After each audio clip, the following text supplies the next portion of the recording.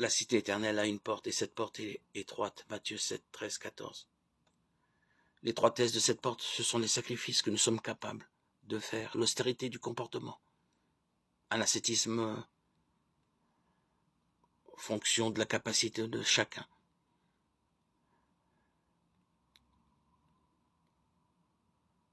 Lorsque nous suivons la logique de ce système,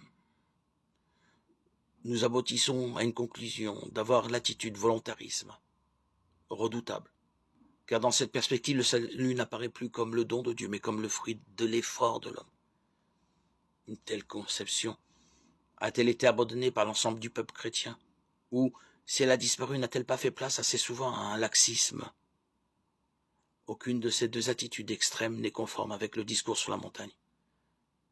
La porte du royaume est étroite, car on y entre, pas avec une fausse conception du salut. Volontarisme, ni du bonheur, laxisme. On ne vit pas dans ce royaume selon des lois conservatrices dont le but est de sauvegarder l'ordre acquis. Ces fausses conceptions suivent la pente naturelle de l'esprit humain.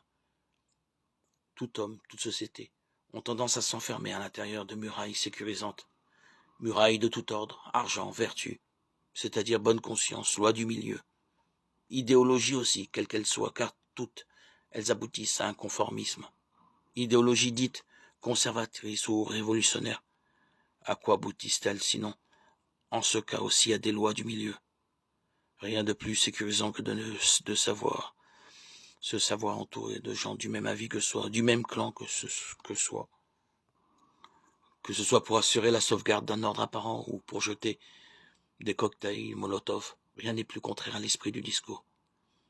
Jésus est celui qui fissure toute muraille, désorganise tout clan, disperse toute secte.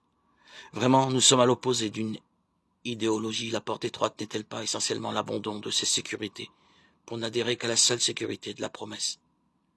La facilité, même coûteuse, c'est la confiance en ces constructions humaines fabriquées à notre taille. La porte étroite, c'est se rendre à Dieu.